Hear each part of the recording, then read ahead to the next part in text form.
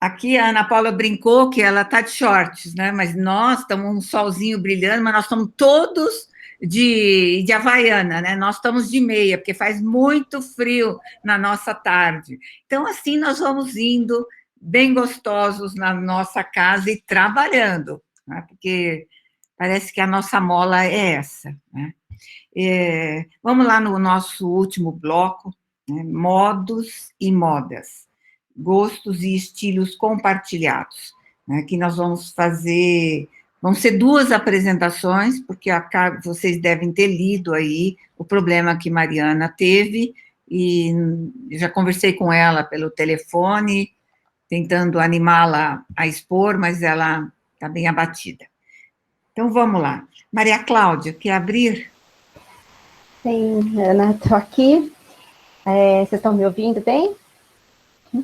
Bom, eu não tenho uma apresentação visual, vou tentar ser breve e pelo adiantado da hora, e também tentar falar devagar para os nossos amigos italianos poderem me compreender. Então, boa tarde a todos.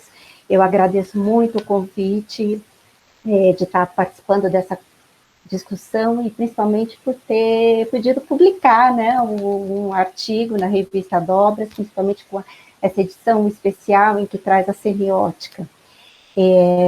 Bom, o artigo que eu escrevi, ele é uma reflexão que vem ao encontro aí de algumas inquietações que eu tenho com relação aos modos de morar brasileiro. Esse tema, ele é bastante trabalhado, estudado, e é possível encontrar assim, um grande material e variado, mas, sobretudo, com pesquisas que as abordagens são direcionadas tanto para questões econômicas, sociais e ambientais. Pouco tem de pesquisa e produções que abordem o design de interiores e ambientes, e mesmo assim, aqui no Brasil, a gente quase não tem grupos de pesquisa dedicados ao tema. Por aproximação que mais a gente tem, trabalhos e produções que falem da arquitetura de interiores pelo viés da história. Primeiro, eu sou designer de interiores, eu trabalhei muitos anos para clientes residenciais, então tudo aquilo que envolve os modos de morar, na perspectiva da atualização da casa, passando por tendência, moda, gosto e até assim vontades que muitas vezes não podem ser concretizadas, né? Entre o querer e o poder aí, né? Das modalizações, sempre esteve muito presente na minha área de atuação.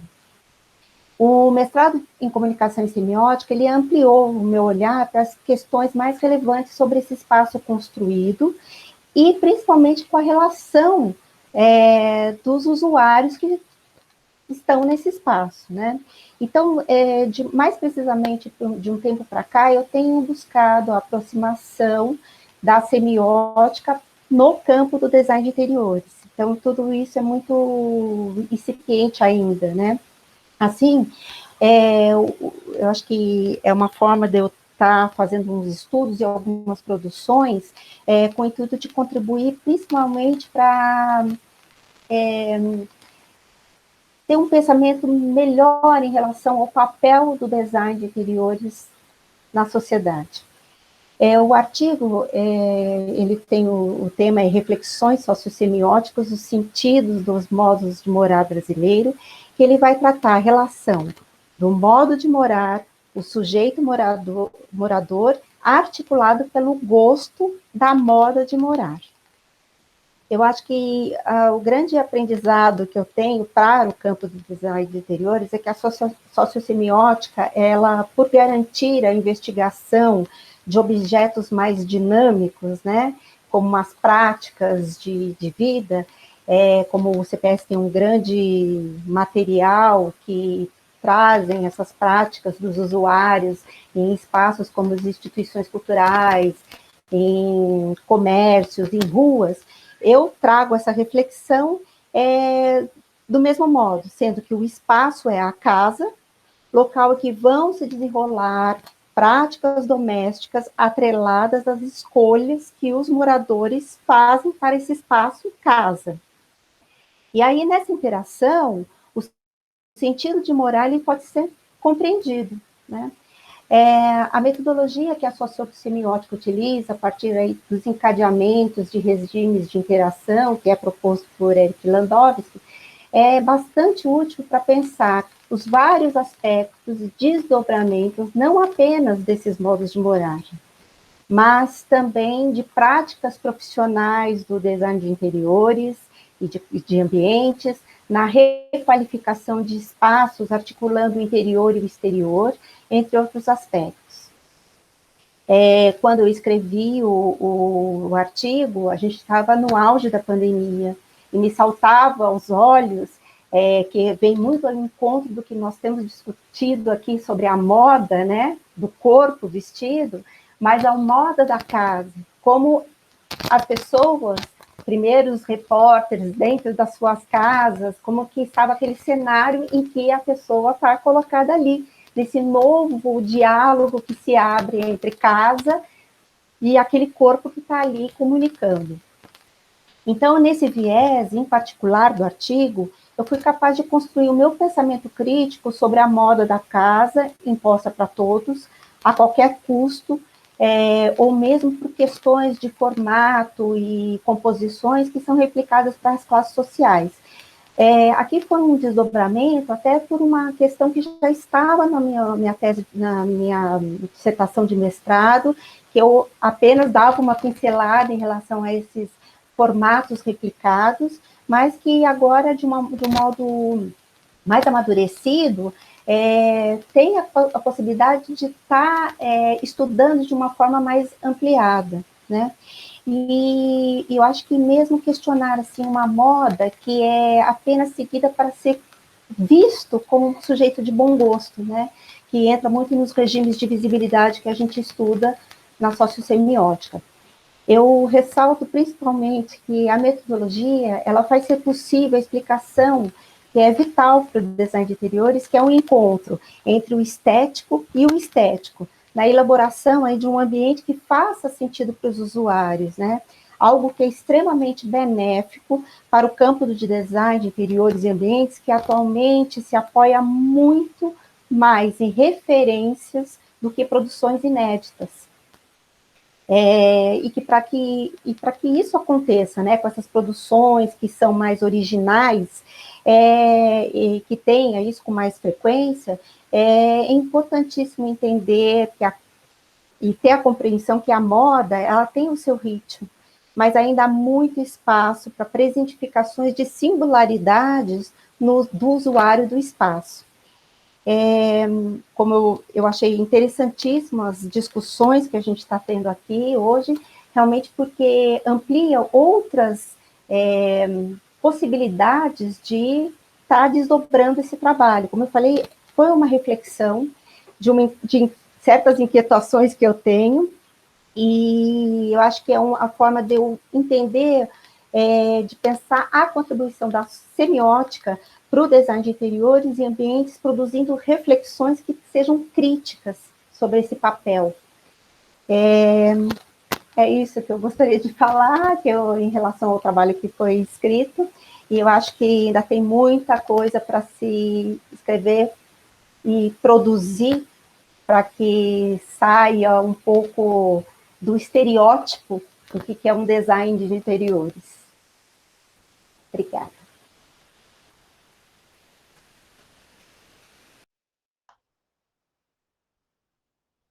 Il microfono, Ana Cláudia. Microfone, Ana.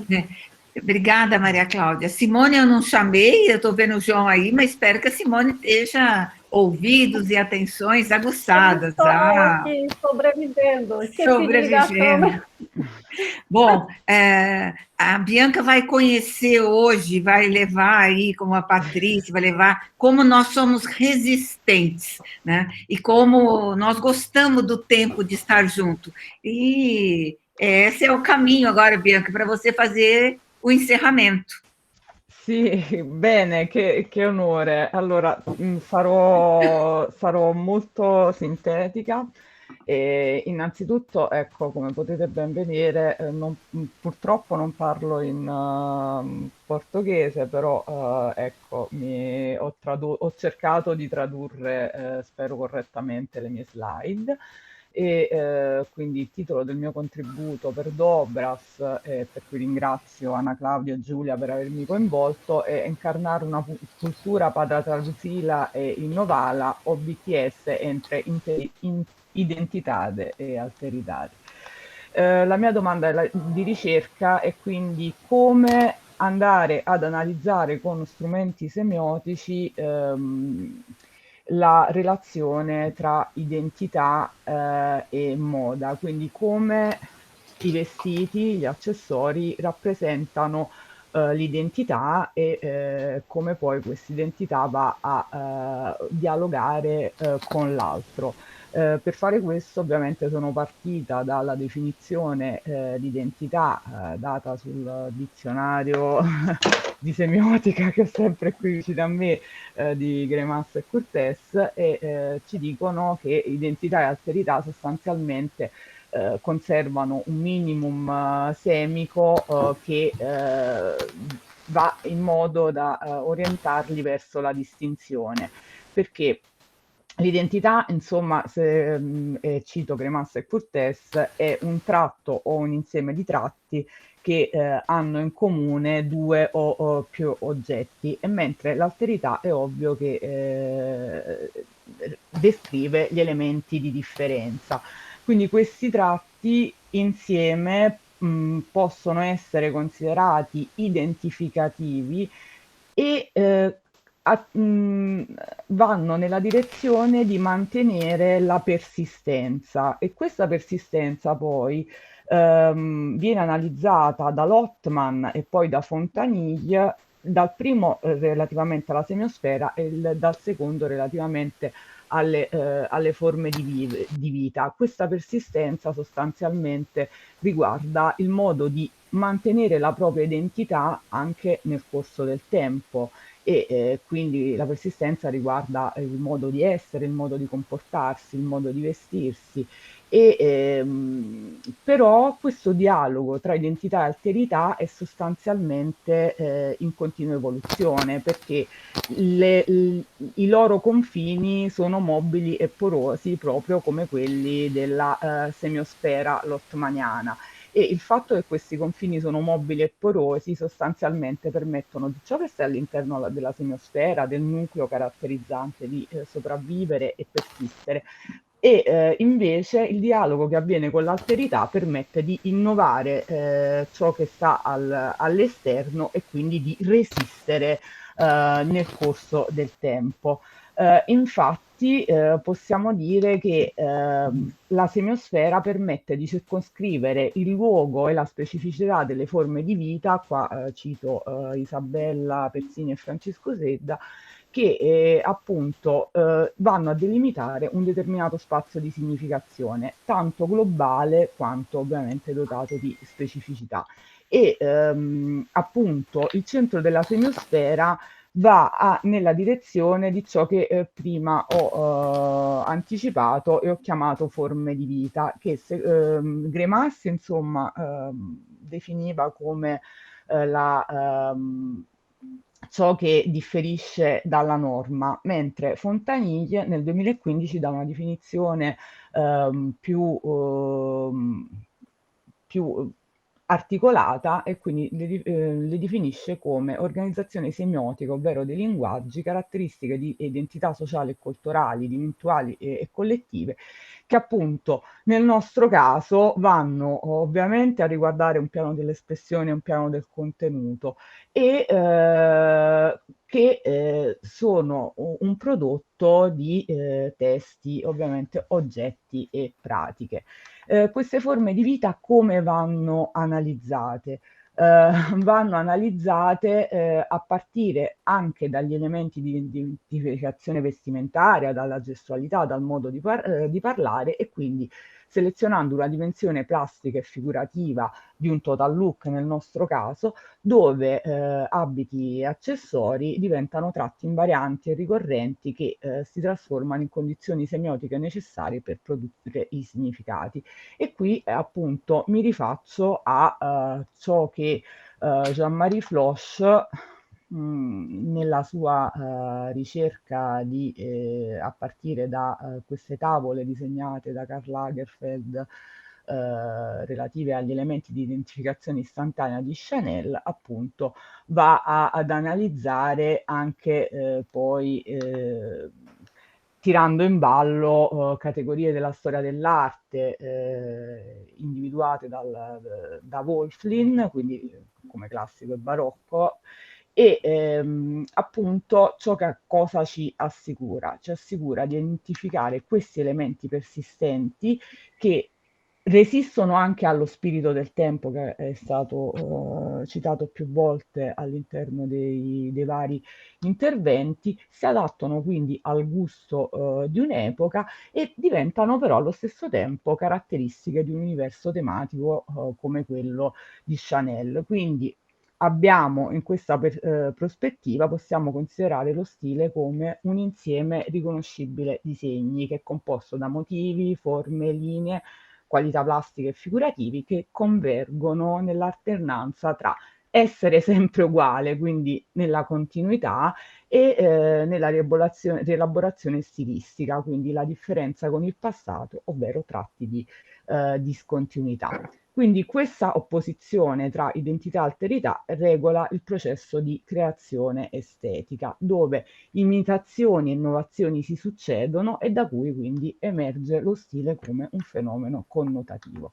Arriviamo al caso di studio perché mi interessano i BTS, perché i BTS sono stati capaci, è un gruppo musicale di K-pop, quindi di Korean pop music coreano, che ha debuttato nel 2013 e che è composto da 7 ragazzi, insomma, tra i 23 e i 29 anni, e loro sono stati capaci di incarnare sia la tradizione che l'innovazione della cultura coreana, arrivando proprio a diventare il volto della capitale, come vediamo qui in questo annuncio, in questa campagna pubblicitaria della capitale della Corea del Sud, ovvero Seoul, ma anche, come leggiamo sotto, a determinare eh, una, un'influenza veramente importante sul prodotto interno lordo, quindi il PIB coreano, che è di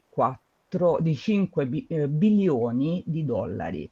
Quindi stiamo parlando di un valore superiore a ciò che porta all'economia coreana la compagnia aerea di bandiera, perché sostanzialmente è stato stimato, e questo è stato stimato dall'istituto di ricerca Hyundai, nonché da un paper scritto da 2 docenti dell'Università di Harvard, Anita Elbers e Wooden, che più di 800.000 di persone all'anno visitano la Corea del Sud per i BTS, perché i BTS hanno fatto conoscere questa cultura. Quindi, come direbbe Isabella Pezzini, possiamo definire i BTS come un monumento logo della Corea che è diffuso, immanente, però ovviamente non direttamente tangibile. E grazie a loro incarnano, a partire dal loro modo di essere, dalla loro forma di vita proprietaria, che poi a un certo punto, come hanno anche confermato in un'intervista che è uscita la settimana scorsa per Rolling Stone, per il numero sul futuro della musica, loro si sono distaccati dalla forma di vita proprietaria. La forma di vita proprietaria, io non riesco a trovare la slide, vabbè, eccola. La forma di vita proprietaria sostanzialmente è la cultura coreana, la semosfera, che ingloba il K-pop, quindi il loro genere musicale, da cui loro si sono distaccati e hanno creato un genere a parte. Un genere a parte perché? Perché loro alla fine seguono i valori della cultura coreana, ma ne hanno creati nuovi e diversi per i giovani, come per esempio la campagna Love Yourself, il fatto di credere in se stessi, perché comunque in Corea c'è una cultura che porta a determinare il futuro di un ragazzo o di una ragazza a partire dalla scuola elementare o media in cui si entra, quindi loro hanno cambiato tante cose della cultura coreana, a partire anche addirittura dalla legge della leva militare obbligatoria.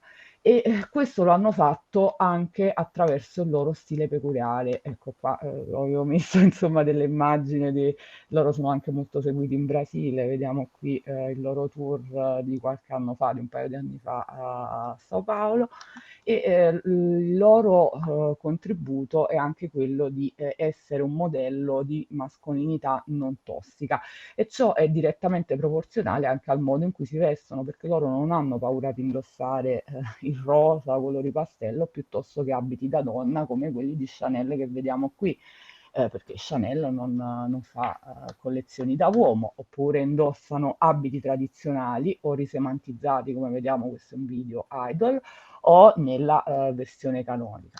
Quindi sostanzialmente cosa possiamo dire? Possiamo dire che i BTS ci insegnano che si può, cioè la loro silhouette è allo stesso tempo ciò che Jean-Marie Floch chiama sia un fatto di moda che un fatto di stile, perché tende a preservare da un lato una natura etica, che sia sensibile che ovviamente dal punto di vista plastico, materico dei vestiti. Quindi non stiamo parlando solamente di specie e genere di vestiti, come direbbe Barthes, ma anche di tutto lo stile che pertiene quindi alla loro identità visiva. E concludo, se quindi il fatto di moda per Floch è necessariamente legato alla sua collocazione temporale,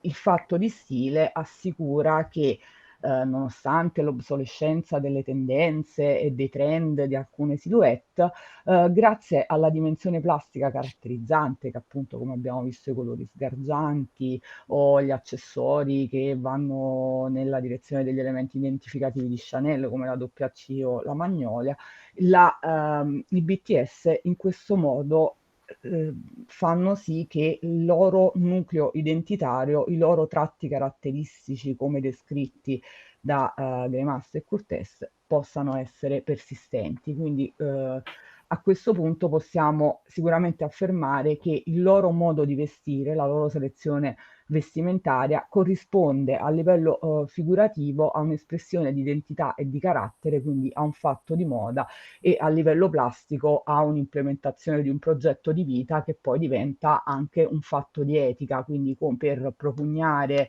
la cultura di riferimento che è quella coreana. Ecco, ve lo faccio vedere senza audio, e farla conoscere in tutto il mondo e farsi da connettore per più culture, come abbiamo visto questo mese, che addirittura hanno fatto una collaborazione con McDonald's unendo cucina coreana e diciamo junk food americano. Grazie.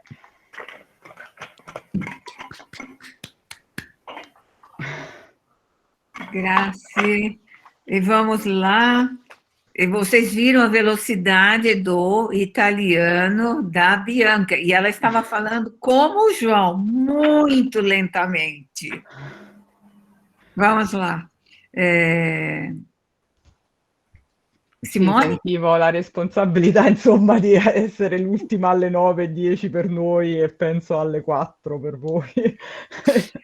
Eu já vi que a Ana está falando para mim. Estou, olhos nos olhos. Antes do WhatsApp com velocidade, eu já tinha o hábito do YouTube com velocidade. Muitas vezes eu falo como o YouTube, na velocidade máxima. Bem, João, você gostaria de começar comentando a Cláudia? Maria Cláudia? Como você quiser. Posso falar. Porque eu tinha, na verdade, pensado em fazer uma articulação do comentário de Mariana e Bianca junto, porém, a Mariana me surpreendeu, eu soube agora que ela não apresentaria. Mas ela não apresentou, mas você pode fazer, porque o texto está publicado e nós aqui, né? Articulemos. Bom, na verdade, João, começa então? Posso começar. E a gente vai comentar a Maria Cláudia? Ok. Bom, vou tentar de novo falar devagar, tranquila. Bianca, se eu não estiver falando devagar, por favor, me interrompa. Eu e Simone combinamos de dividir um pouco para a gente poder fazer, né, uma leitura aqui mais profunda dos textos. Então, eu vou comentar primeiro, né, vou comentar o texto da Maria Clara, depois a gente faz comentários juntos no final, se necessário. Bom, primeiro que eu gostei muito do seu texto, eu acho que é uma abordagem muito interessante, o jeito de olhar a casa a partir, né, das suas escolhas semióticas. Me pareceu muito acertada a sua lente, a maneira que você fez.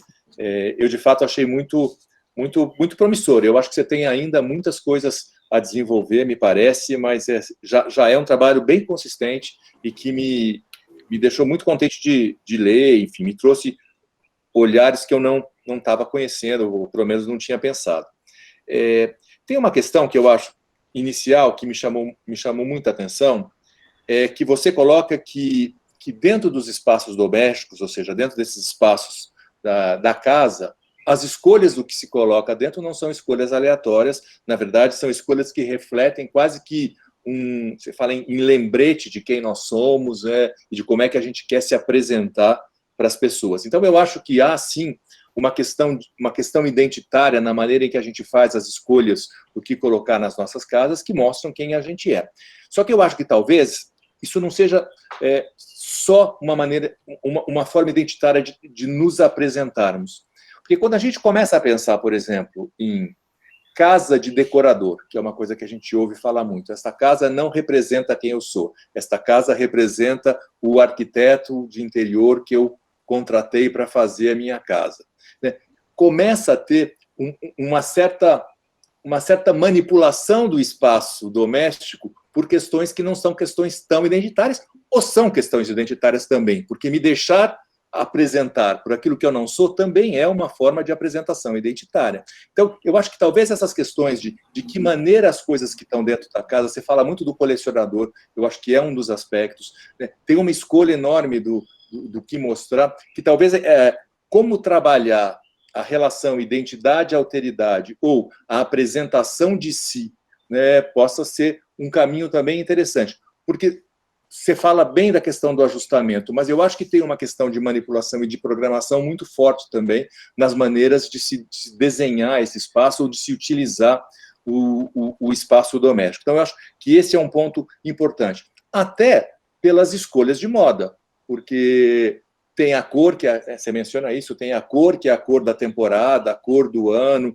né? Tem os móveis, que são os móveis do ano, tem o tapete, que é o tapete que faz parte, né? Tem o lugar onde eu coloco todas as minhas relíquias, minhas coisas de viagem, para mostrar para os lugares todos onde eu estou. Então, tem as coisas que são feitas para dentro e tem as coisas que são feitas para fora. Principalmente porque os espaços da casa são espaços que são frequentados de maneira diferente. Você tem um pedaço da casa, que é a casa para si, que é aquela casa do seu ambiente, para a sua família, para o seu, né, pro seu uso interno, é um espaço de uso interno, e tem a parte da casa que é a casa para os outros. Então, a sala, a varanda gourmet é um grande exemplo, é um espaço construído para o outro, para receber o outro, para se colocar para o outro. Então, entender também essas utilizações do espaço, uma certa semiótica do espaço, ou de ocupação e uso do espaço dentro da própria casa, talvez te traga alguns caminhos interessantes, né, de pensamento, de reflexão. Eu acho que são elementos importantes.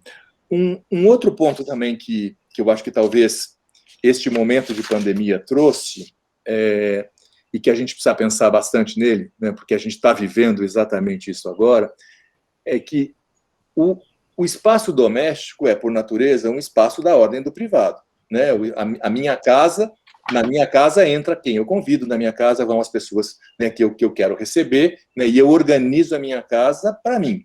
Só que a pandemia, principalmente com aquilo que nós estamos fazendo agora, né, que nós estamos vivendo a partir das nossas casas, o que era da ordem do privado passa a ser da ordem do público. Então, as salas de visita passaram a virar salas de aula para os filhos que vão estudar, né? Os quartos passaram a ser lugar de fazer apresentação em seminários, em palestras online, né? A cozinha e a copa da casa virou lugar de trabalho, onde eu faço reunião com as pessoas que estão dentro da casa. A gente já mencionou quantos incidentes aconteceram, porque as câmeras estão abertas e a casa é dada a ver de uma maneira que ela não foi originalmente programada. Então, talvez uma questão que a gente possa pensar nesse momento é como é que se pode pensar essa utilização do espaço a partir de uma publicização de um espaço que era da ordem do privado, porque isso também condiciona diferente, né? Eu organizo os livros que estão aqui atrás de uma maneira que eles vão ser vistos por quem eu estou. Ou eu apago, como eu fiz agora, e deixo o fundo um pouco nublado para que ninguém veja exatamente os livros que estão, se está meio desarrumado. Então, eu programo o espaço para que ele possa ser visto de maneiras diferentes. Então, acho que isso também pode ser uma direção interessante para você, né, continuar os estudos e continuar a pesquisa. Eu acho que pode ser um trabalho interessante a partir daí. Por enquanto, isso. Simone, você assume? Muito bem, João. Bom, então eu vou fazer uma articulação aqui do texto da Bianca e da Mariana. Tá com eco, gente? Não, tá bom. Tá. Bem, primeiro, Bianca é um piacere conhecê-la. Eu já conhecia de textos, já traduzi texto seu para dobras mesmo. Então, é realmente um prazer conhecê-la pessoalmente, ainda que mediada, né, pela tela. Bom, tanto Bianca quanto a Mariana chama atenção os dois trabalhos na forma como eles conversam, né? Primeiro, a sensibilidade, eu queria destacar a sensibilidade das duas na captação do objeto, de objetos impactantes, né? Impactantes, eu digo, em relação ao potencial de contribuição para as pesquisas na área, né? Na área de moda e na área da semiótica mais especificamente. O BTS, né, é notadamente um fenômeno aí, midiático internacional atualmente, né? Com potencial enorme de análise aí, com muitas questões que não cabem nesse pouco espaço de tempo que a gente tem aqui, mas é importante porque já vai deixando caminhos para a gente pensar relações, né? E a Mariana tem uma sensibilidade muito interessante também quando ela capta o objeto que ela chama de objeto vestível, o tênis branco, né? Então, primeira questão que chama atenção na construção dos artigos é realmente objetos que impactam e que dão elementos interessantes de análise. Queria fazer um parênteses breve, com relação à curadoria que a Ana Cláudia faz, junto com a Júlia, na organização do dossiê como um todo, e dessa sessão em especial, né, que colocar um trabalho de colocar em relação os artigos, colocar em diálogo, né, de maneira que eles vão se complementando, vão se articulando, e que permite que a gente faça essa discussão aqui de uma forma mais transversal mesmo, né? Então, tanto a Mariana quanto a Bianca, elas vão mostrar realmente nos seus trabalhos a potencialidade de análise do discurso da moda enquanto sistema de organização de linguagens. A Bianca traz o conceito de forma de vida como expressão de forma de vida, né? E lugar para a gente pensar narrativas de construção identitária, que é um ponto fulcral, né, nos estudos da moda. Então, a relação de identidade, alteridade, relações de identificação, né, especificamente mais em relação ao trabalho da Bianca, isso fica muito presente na descrição que ela faz do percurso de evolução da banda BTS, né? Me chama muita atenção aqui, Bianca, a narrativa de inovação que está posta nesse percurso de construção identitária, nesses tensionamentos entre relação identitária, alteridade e identificação, processos de identificação, né? Como a gente tem um conceito de inovação aqui, que ele é um conceito não de criação, mas de recriação de algo, né? Já que parte de uma cultura estabelecida, da cultura idol, dentro do K-pop, que é o fenômeno mais geral aí, e vai traçar um percurso de construção de uma identidade própria, que você chama de identidade BTS, né? Linguagem identitária própria. Então, é muito interessante pensar isso, e como esse modelo de inovação, que está muito claro no percurso de construção identitária da banda BTS, ele é inscrito dentro de um projeto maior de inovação, né, de um projeto de inovação de governo e empresas que se articulam como destinadores. Aí você fala muito bem no texto sobre a onda coreana, né?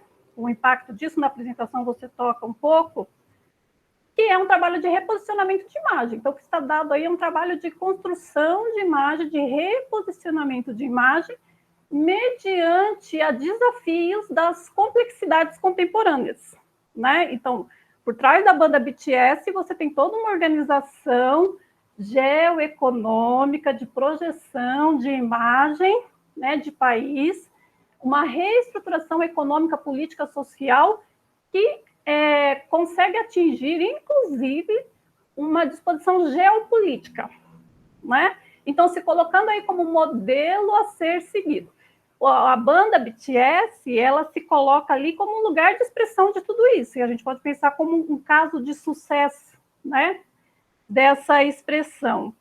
Então, eu queria ressaltar aqui o rigor analítico que a Bianca desenvolve, Mariana também, né? E aí o potencial dos estudos semióticos para compreender essas complexidades que estão postas, mediadas ou intermediadas pelo discurso da moda, né? Pelo sistema da moda.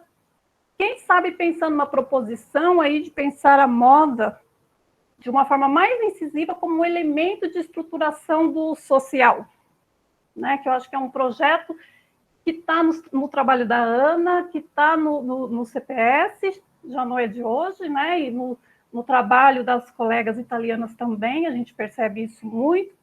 Então, a gente vê aqui, né, nesse esforço de análise que vocês trazem, tanto a Bianca quanto a Mariana, um esforço, um caminho de análise que pode jogar para essa prospecção, né, prospectivamente pensando. A contribuição da Bianca, vou focar mais aqui no caso dela, sem dúvida, nos tensionamentos dessa relação de identidade e alteridade. Então, né, quando você coloca lá o percurso de evolução da banda, e aí você tensiona alteridades, né, com a identidade sul-coreana, primeiro com a americanidade, depois se voltando para a cultura, né? E aí mostra toda a força de domínio, que, de certa forma, que se tem desses articuladores, desses destinadores. Depois a gente pode conversar um pouco mais até sobre isso, nesse jogo de articular formação de identidades, né? Dentro desse projeto de projeção da banda. Outro ponto que eu destacaria como ponto alto do seu trabalho, Bianca, é como você consegue tirar a perspectiva exclusivamente mercadológica, que a maior parte das análises relacionadas ao BTS trazem, né, e que vão tratar o BTS como produto, estritamente como produto. Então, eu leio o seu trabalho e vou com a expectativa de encontrar uma ideia de produto e não é aquilo que você põe, né? Então, geralmente, quando a gente encontra as análises sobre o BTS, é de cara a questão mercadológica de produto da banda, da construção identitária como produto que se coloca. E o que você consegue aqui é alcançar, através da sua análise de forma de vida, muito bem colocada, é como você tem no percurso final de inovação, quando a banda alcança uma forma peculiar de ser ídolo, né, uma forma própria de ser ídolo, que a eleva como forma de vida. Então, muito mais do que um produto, né? Ela inova no sentido de inovar a indústria cultural sul-coreana, ultrapassando essa questão que é uma estratégia, eu poderia dizer, o João está aí para comentar, de marketing muito bem sucedida, de construção, né? Eu não vou chamar de produto, mas de construção de um estilo de vida muito bem colocado. Então, o trabalho é louvável nesse ponto. E se eu puder articular com a perspectiva aqui do trabalho da Mariana, eu vou dizer que a Mariana consegue também, né, trazer pelo viés da escolha que ela faz, da sensibilidade de captar o tênis branco como um objeto que perpassa diferentes estilos e da perspectiva do sujeito promove a construção identitária, ela consegue ultrapassar a visão comum que se tem do tênis branco como um coringa, né? Então, a maior parte das análises que a gente vai ver no discurso da moda, facilmente jogaria o tênis branco para um elemento como um coringa, né? E a Mariana consegue entrar numa questão que parece simples, mas não é, e trazer toda a complexidade dessa movimentação de relação identitária, né? Então, como você tem buscas de pertencimentos mediadas por um mesmo objeto, no caso da Mariana, mas juntando com a Bianca, tensionando essas relações de construção de identificação, né, no processo de identidade e alteridade. Então, sem dúvida, dois trabalhos que apresentam uma grande contribuição para os estudos da moda, para os estudos semióticos no campo da moda, e um caminho prospectivo que eu acho que o dossiê aponta como um todo, e aí eu ressalto novamente a curadoria especial da Júlia e de Ana Cláudia, muito com a mão da Ana Cláudia, porque nós conhecemos, e Júlia comentou isso, né, na manhã, nós conhecemos esse fazer da Ana Cláudia, esse talento que ela tem para organizar abordagens de objetos, colocando esses elementos para conversar e colocando o leitor numa relação que eu digo sensível, porque você fica numa relação de progressão de conhecimento, de um quero mais, que chega, eu diria, ouso dizer, a um êxtase de conhecimento aí. É uma relação aí de saber, de sabor interessante. Então, voltando na questão do caminho prospectivo que eu vejo no dossiê como um todo, é justamente de pensar, e aí já encaminhando a formulação de uma questão mais geral, que a Bianca pode comentar e a gente pode pensar no debate também, é de como pensar os processos de enunciação cada vez mais complexa desses destinadores, né, que usam, que aparecem aí mediados pelo discurso da moda, né? Então, por exemplo, no caso do BTS, você tem grupo empresarial, midiático, governamental, forte peso do governo, redes sociais que são fundamentais, no texto aparecem muito mais, né, Bianca, do que você colocou aqui, e as ruas, né, a pressão das ruas, com as suas dimensões, demandas todas variadas, né? No caso específico do Oscar Freire, você tem um elemento de coerção forte ali, mas não deixa de ter a surpresa da rua também, né? Nesses corpos vestidos que estão na rua. Então, pensar a complexidade de enunciação desses destinadores, enunciadores, porque nesse processo de enunciação que a gente pode pensar elemento de mediação da moda, em direção a pensar justamente a moda como um elemento estruturante no social. Eu acho que a gente vai ter aí cada vez mais complexidades no mundo atual, né? Um mundo que caminha notadamente para a multilateralidade, e certamente outros modos de vida, outros modos de se relacionar com objetos, elementos postos, né, vão nos desafiar. Então, eu acho que tem percursos analíticos aqui maravilhosos que dão caminhos prospectivos para a gente pensar isso. E aí eu queria deixar uma contribuição, se eu puder, para Maria Cláudia, E é um texto que eu gostei muito de ler também, apenas por questões de otimização de tempo mesmo, eu e o João resolvemos fazer essa semidivisão, né? O texto da Maria Cláudia, por exemplo, ele testa esses modos de gostar, né? Ele provoca os modos de gosto de modelos padronizados na moda casa, onde você tem, né, teoricamente, uma relação de proximidade, de privacidade, né, com os objetos. Ela testa essas formas de gosto, dizendo tem outros gostos, né?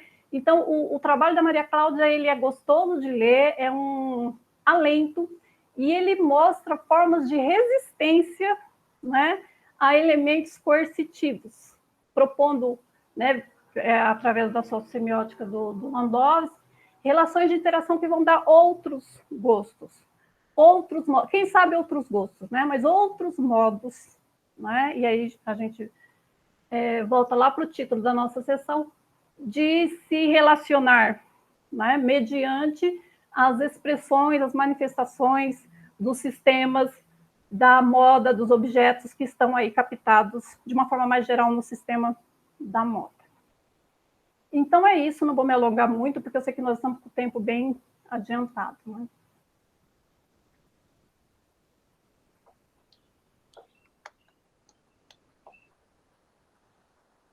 Bianca e Maria Cláudia, vocês querem fazer uma interlocução? Eu vou falar rapidamente aqui, só agradecer o comentário do Ciaco, da Simone também. Eu acho que as suas sugestões, Ciaco, estão anotadas aqui. Como eu falei, eu acho que está muito no... Eu acho que eu tenho, assim, pensando em várias coisas, em boa parte do que você está... das suas colocações, elas já estão aqui no meu radar, né? Eu acho que foi um grande desafio escrever o artigo, mas aí eu acho que até me apropriando do que o próprio Landowski fala, né, que a sociossemiótica é uma estrutura de pensamento. Eu acho que foi um exercício para colocar várias questões que eu penso que são favoráveis para esse período que a gente está vivendo do design de interiores. Que eu acho que eu faço parte de uma associação, a discussão ela está entrando cada vez mais para o campo da pesquisa, coisa que não acontecia. Então, eu acho que tem esse valor de estruturar realmente o pensamento, né? Quando você falou sobre manipulação e programação, evidente que tem, e eu acho que o grande contribuição que tem a elipse é porque quando a gente pega algum tema, a gente sabe que ela pode se deslocar, então o ideal é que essa construção da moda da casa, ela esteja mais para o lado da sensibilidade do que numa programação e numa manipulação. Então, eu acho que foi isso que eu quis tentar, né, colocar, mas eu agradeço muito a contribuição de vocês dois e com certeza eu vou estar desenvolvendo mais. Obrigada. Anch'io ringrazio questa bellissima analisi di Simone del mio contributo, veramente ha centrato tutti i punti che insomma non ho avuto modo di spiegare, soprattutto quello della complessità, perché ecco, come ben detto da Simone, i BTS si inseriscono e poi hanno creato appunto una forma di vita proprietaria nell'Hallyu, questa ondata coreana che insomma citando Landowski, ha operato un contagio estetico su tutte le altre culture con cui si sono incrociate, stiamo parlando appunto a livello mondiale. E sono dal punto di vista loro, insieme anche alle altre forme insomma dell'Hallyu coreana, quindi penso al cinema, ai premi Oscar, Parasite e Minari, piuttosto che ai Korean drama, sono delle forme espressive da prendere a modello, delle forme espressive esemplari, soprattutto per quanto riguarda la valorizzazione del cultural heritage.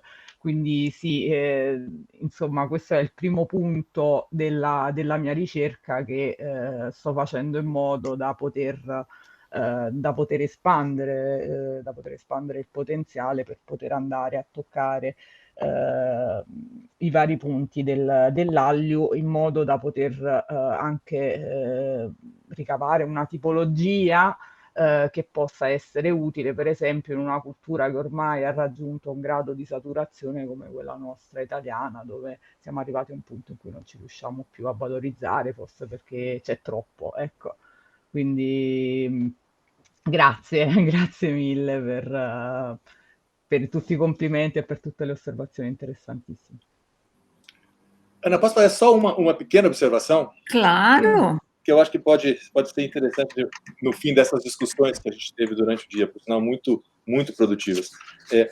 No começo da semana, a McKinsey & Company, uma das Big Four de estratégias de negócio e posicionamento de negócio, publicou um relatório sobre o comportamento das marcas de moda na internet. Ele chamou de 6 fatores de sucesso para as marcas de moda na internet. E é interessante olhar, porque a gente falou em estratégias de marketing, como as marcas, né, se posicionam, que tipo de relação o social vai permitir as marcas de moda, e eles colocam, na verdade, dentre esses 6, são 6 fatores, 2 desses fatores são fatores de distribuição, de logística, de estoque, e 4 fatores são fatores de marketing, são fatores de relacionamento. Aí eles colocam que é importante as marcas de moda reforçarem o seu value for money proposition, a sua proposta de valor, ou seja, quais são os seus valores precisam ser altamente expressos para que no mundo digital isso seja imediatamente reconhecido, né, para que a gente tenha a Bianca falou desse imediato reconhecimento dos valores que isso tem que ter. Um segundo valor é stay connected, é ficar conectado o tempo todo, ou seja, estabelecer uma conversa que tem que ser permanente e tem que ser contínua. Depois, desenhar o website de uma maneira muito propositiva, em outras palavras, permitir trocas de fotos, permitir diálogos, permitir discussões de ideia, permitir que se faça uma série de interações a partir de um design, ou seja, a partir de uma forma de apresentar a marca que permita esse tipo de interação. E, curiosamente, a última é faça uma curadoria inteligente. Em outras palavras, a interação é boa, mas desde que ela seja controlada, orientada e organizada pela própria marca. Então, de fato, assim, a posição que eles colocam né, como sucesso para as marcas de moda permita e motive a interação, mas controle aquilo que você quer que seja, de fato, né, transferido e publicizado para todos os consumidores. É só uma curiosidade como as consultorias estão pensando a atuação das marcas de moda no mundo digital. E pensando no papel das marcas no nosso mundo, né, que nós vimos mesmo no segundo, quando Carla apresentou, tá, é muito preocupante, porque elas têm um grande papel, elas fazem interações e controlam mais ainda a nossa controlada vida. Eu acho que perspectivas... Quando nós tivemos o fórum pós-consumo, acho que uma das coisas importantes que esse dossiê da Acta Semiótica vai trazer é justamente pensar o quanto de criticidade também esse outro, o público, desenvolveu.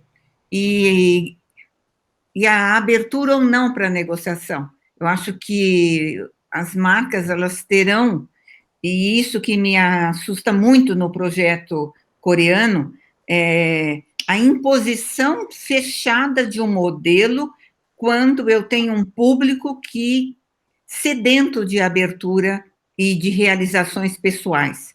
Então, eu acho que é esse impositivo gerador de imitação, de aceitação e de não abertura, não sei até quando nós conseguiremos, porque o fechamento, nós estamos vendo, é cada vez mais monolítico, é cada vez mais dominador.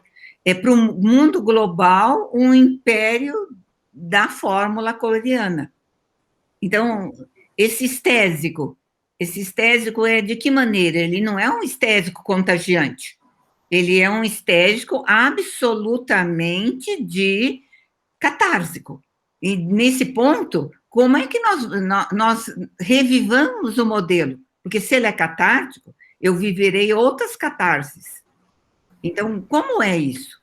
Eu acho que a gente poderia voltar na quinta da imperfeição, na quinta fratura, e ver a que leva essa catarse desses objetos. É uma catarse fortíssima. Eu vou vivendo, eu passo a viver, e eu repito. Então, o que é de inovação aí? Eu questiono muito. O que é de inovação aí? Ou é a reafirmação de uma estratégia grega de catarses? E que eu submeto globalmente, né? Então, eu não sei, nesse mundo, não é melhor eu ter cantos privados da minha casa cada vez mais acolhedores para que eu possa ser? Que parâmetros existenciais nós temos?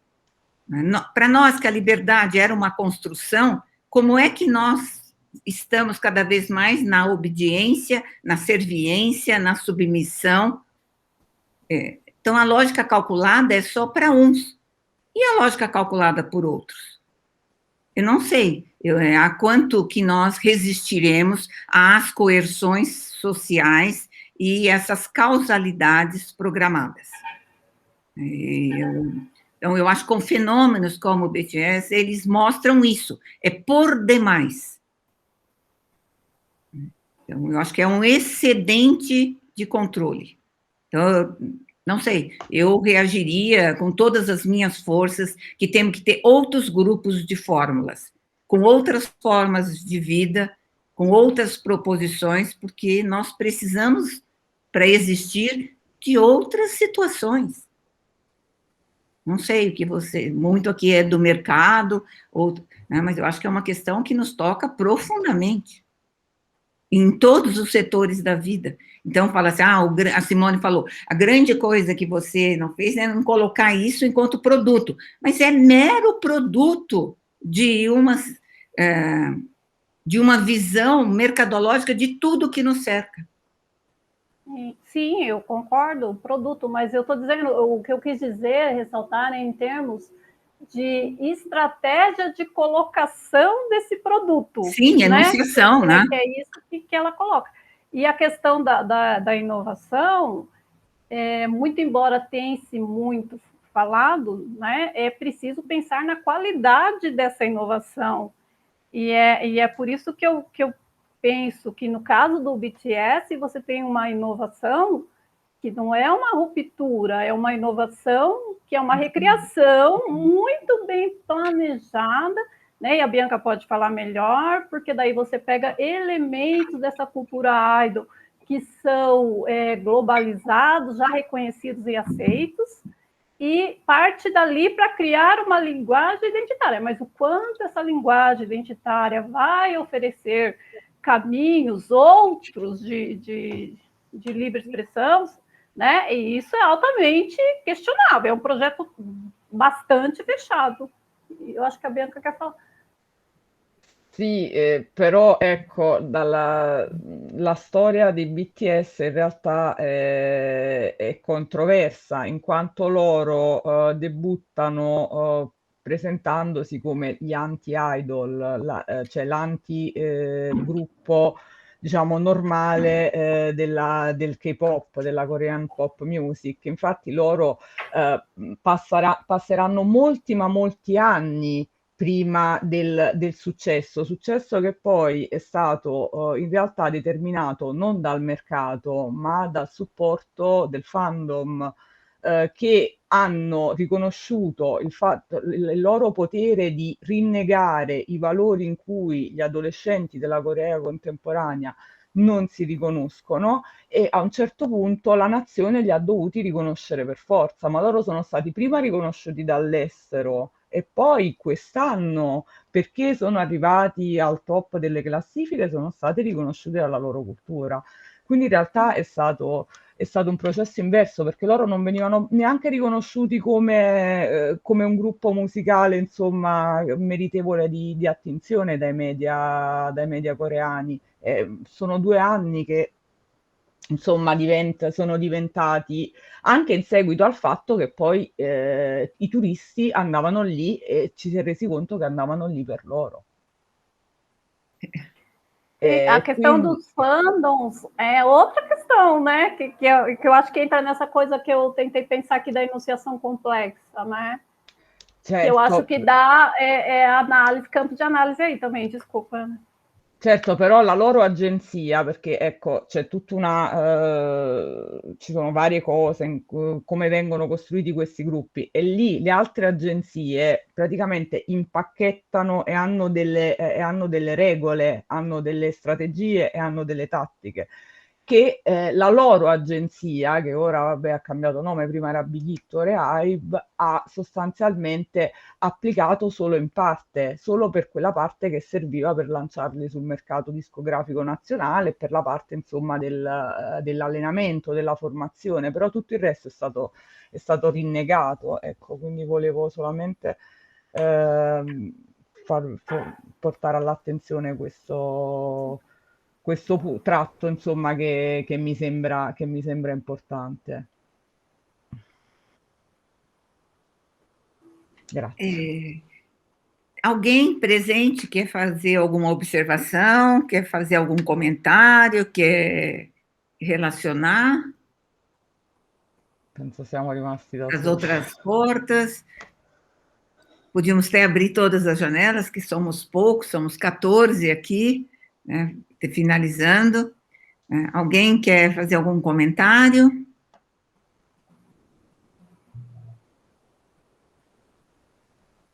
Não? Todos saciados, com 6 horas de muito trabalho, né?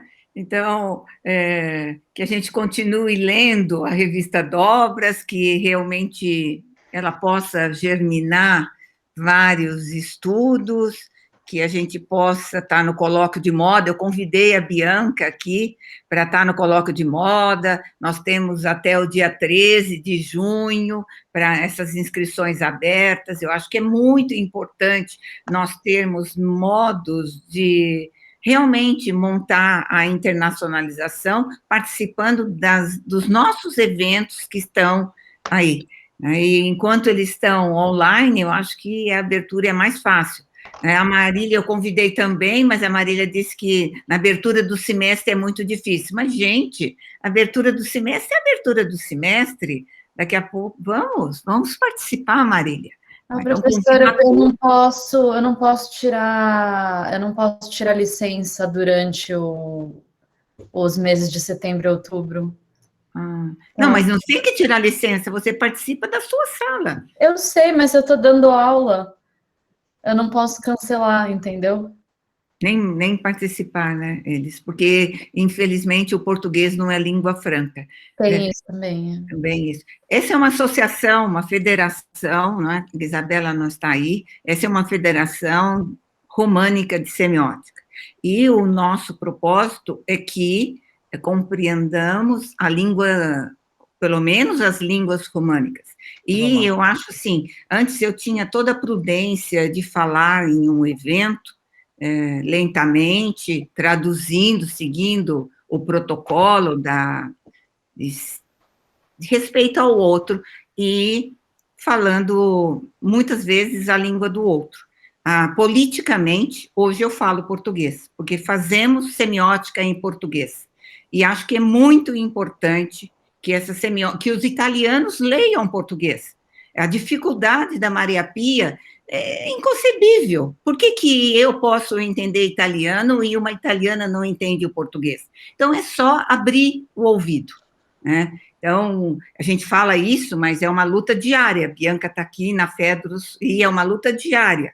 Porque eu vou falar em francês, mas ela é turca, francês já é uma língua mediadora, respeito, então, a outra, na nossa secretária é turca, então vamos. Mas é uma dificuldade muito grande que isso está não abertura para o outro. O europeu criou-se e colonizou o mundo. Nós não somos colonizadores, eu não sei, mas nós somos colonizados e guardamos traços terríveis da nossa colonização. E é hora da semiótica nos fazer entender por outras políticas de ação.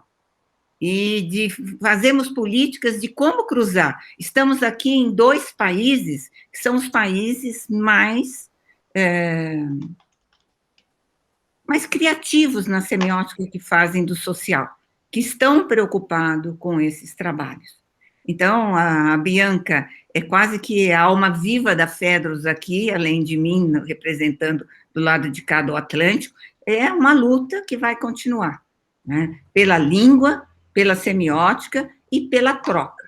Então, eu agradeço essas 6 horas de troca, a resistência com que nós nos mostramos, e pena que nós não pudemos pensar que ia terminar tão tarde para fazer um brinde, um Chianti, um Prosecco, viva Dobras, viva Fedros e viva a BPEM.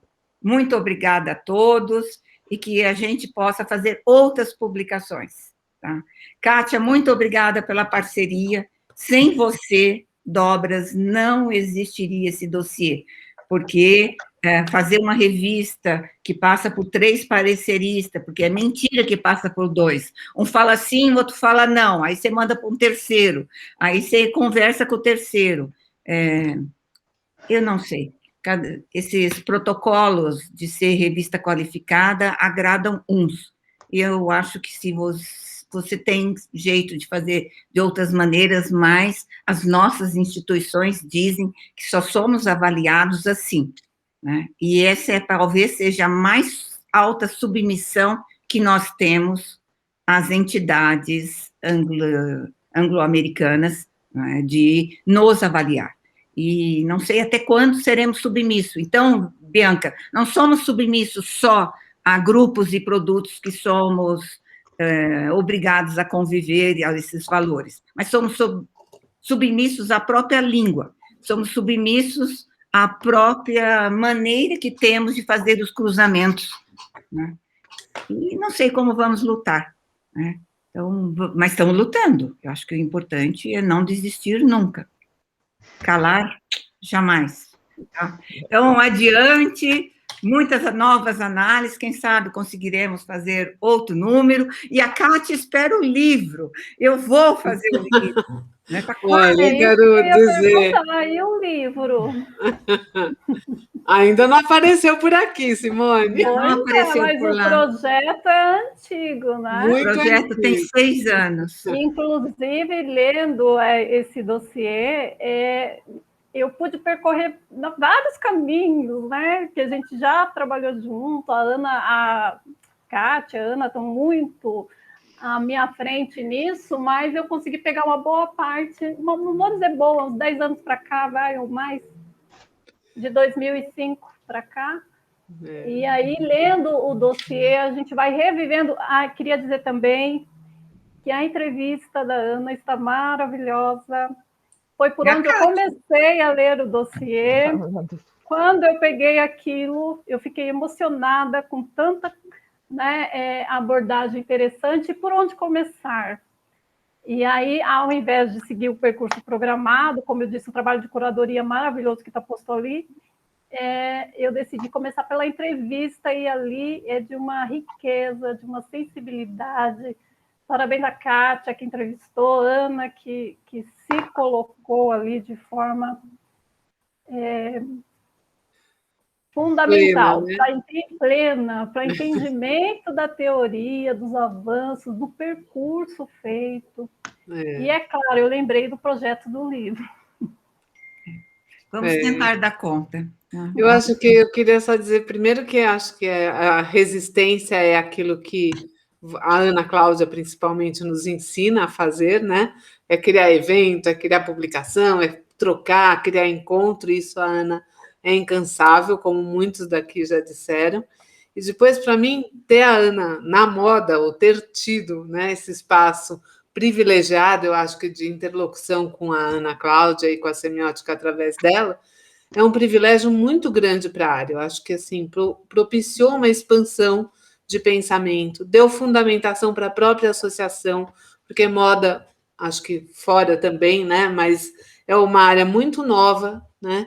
Então, quando eu comentei aqui o texto da Patrícia, né? Todas as interlocuções bibliográficas que a própria área da moda não tem, não tinha, e tem dificuldade em processar. Então, acho que isso tudo é muito importante, o papel da semiótica, do programa da PUC, né? Na formação de vários pensadores ou pesquisadores na área de moda foi fundamental. Então, eu acredito muito que nós, enquanto moda, devemos muito ao programa de semiótica, muito à Ana Cláudia, né, especificamente por não só ter formado todos esses pesquisadores, mas por ter me deixado colar nela e ela colar em mim, e falando, não é assim, faz assado, vai para cá, e sempre me inspirando muito com essa energia gigantesca que ela tem. A entrevista foi emocionante, acho que para mim também, porque demorou, acho que mais do que um texto para ser produzido. Mais do que um ano, gente, a entrevista. É uma entrevista lá, pera. E aí, a hora que iam voltando as respostas, apareciam outras questões e foi um reviver. Realmente foi muito emocionante acho que para nós, né, Ana? Enquanto histórico, que nem a gente não se dá conta, né, das coisas que vão sendo construídas. Então, quero agradecer, para mim, muito emocionante essa troca com a Itália hoje, né? Foi onde eu comecei a pensar moda e onde a Ana Cláudia me endereçou para a Júlia, falou, vai lá na Itália, passa lá, né? Então, foi a primeira bibliografia internacional de semiótica que eu tive também. E aí a Pesini e todos os demais já estão próximos. Então, agradeço muito e reviver esse contexto dos semioticistas brasileiros, sentir carinho no coração, estar em casa, né? Obrigada, viu? Obrigada. Bianca, quer encerrar do lado da Itália, pela Fedros aí? No, ma fallo tu, per favore, sei la vicepresidente. Io non... No, certo, ringrazio tutti, ovviamente, per aver resistito fino alle 5 a questo punto, credo, Sì, da alle voi. 5. Io alle 10. Tra un'ora c'è anche il coprifuoco in Italia, quindi ecco. Ed è sempre veramente interessante scambiarci tante idee e credo che solo in questo modo, come diceva giustamente Anna Claudia, la ricerca possa decolonizzarsi e possiamo anche un po' contrastare questi fashion studies che sinceramente a volte cadono un po' nella banalizzazione. Quindi sosteniamo la semiotica della moda a livello internazionale, rendiamola pervasiva, anzi invasiva, e questo lo possiamo fare solamente collaborando su più fronti. Quindi vi ringrazio tantissimo e spero di incontrarvi presto in un'altra occasione, dal vicino magari. Ecco. Muito obrigada a todos, obrigada pelas palavras gentis que me emocionam. Foi um trabalho, eu digo assim, que eu sempre tive uma coluna em dobras, e às vezes que eu não consegui escrever a coluna me fazia mal, tá? Mas é muito importante participar de um campo em formação, é muito realizante, e acho que eu tenho a felicidade, não é que eu sou resistente, Kátia, eu tenho a felicidade de atrair pessoas muito boas. Então, eu acho que é alguma coisa dos meus fluidos que faz com que as pessoas venham, ficam, trabalham, e se a gente olha, assim, a perspectiva, a Kátia eu conheci em 94, a Silvia, e vai, Simone, são quase 20 anos, João, são mais 20 e tantos, e assim a gente vai, acho que eu não conheço ninguém aqui menos, talvez a mais recente seja a Bianca, que eu já conheço há quantos anos, então acho que também ormai tanti. É muito importante a maneira de trabalhar contando com o outro. Eu sempre digo, não existiria todo esse trabalho se não fosse as nossas alianças.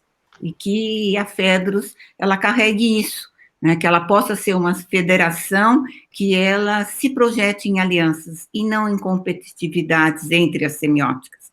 Eu não quero saber o que o outro está fazendo, tal, para fazer melhor. Eu vou dialogar com o outro no que ele está fazendo e vamos fazer juntos, se aparecer oportunidade. Se não aparecer, vamos caminhando até que nosso caminho intercruze.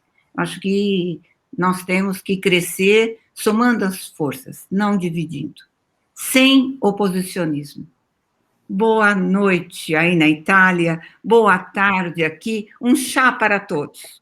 Tá? Muito obrigada. Ciao.